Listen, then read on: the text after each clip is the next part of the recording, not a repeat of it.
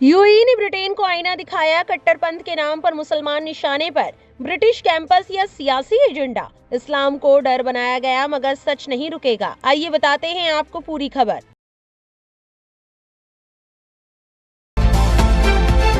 You are watching Delhi News. संयुक्त अरब अमीरात ने अपने नागरिकों को ब्रिटेन में पढ़ाई के लिए दी जाने वाली सरकारी फंडिंग बंद कर दी है।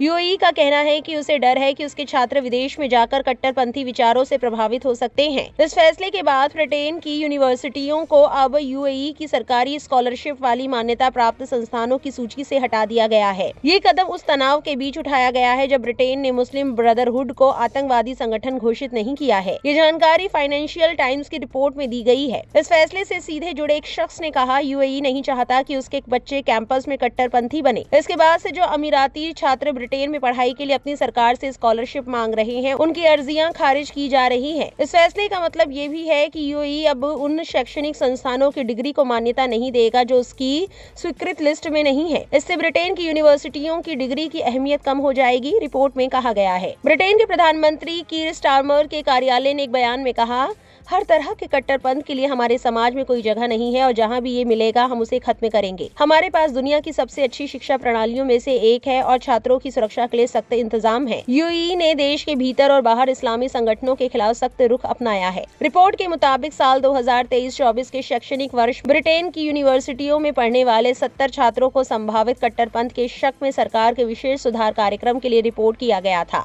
यूएई के राष्ट्रपति शेख मोहम्मद बिन जायद अल नाहयान कई बार ब्रिटेन से ये सवाल कर चुके हैं कि उसने मुस्लिम ब्रदरहुड को आतंकवादी संगठन क्यों घोषित नहीं किया।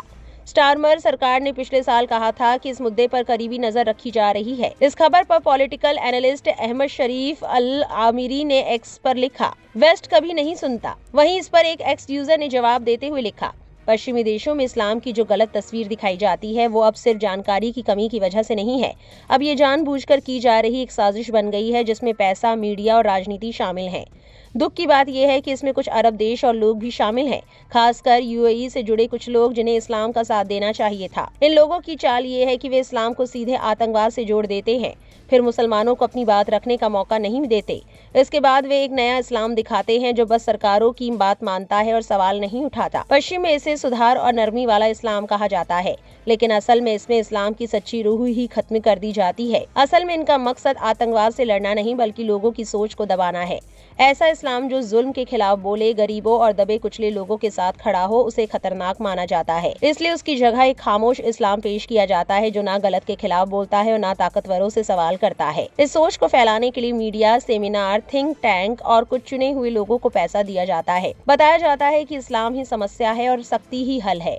इसका राजनीतिक फायदा ये है कि तानाशाही को सही ठहराया जा सके और हर सच्ची इस्लामी आवाज को हिंसा से जोड़कर चुप करा दिया जाए। इस सब का नुकसान पश्चिम में रहने वाले मुसलमानों को होता है। वहाँ इस्लाम से नफरत बढ़ती है, धार्मिक आजादी कम होती है और हर मुसलमान को शक की नजर से देखा जाता है और ये सब आतंकवाद रोकने के नाम पर होता है। सबसे खतरनाक बात ये है कि इस्लाम को बाहर से नहीं बल्कि अंदर से कमजोर करने की कोशिश की जा रही है। या जितना प्रचार कर ले, इस्लाम की सच्चाई नहीं बदली जा सकती। इस्लाम इंसाफ, इज्जत और जवाबदेही सिखाता है। इस्लाम को किसी की खुशामद के लिए बदलने की जरूरत नहीं है। ये धर्म सदियों से अपने अच्छे उसूलों की वजह से जिंदा है, ना कि प्रचार की वजह से। कुरान की आयत, वे अल्लाह की रोशनी को अपनी बातों से बुझाना चाहते हैं लेकिन अल्लाह अपनी रोशनी पूरी करके रहेगा, चाहे इनकार करने वालों को बुरा ही क्यों ना लगे। इस पूरी खबर को लेकर आपकी क्या राय है, कमेंट सेक्शन में जरूर लिखें और ऐसी और अपडेट्स के लिए हमारे चैनल को सब्सक्राइब करना ना भूलें।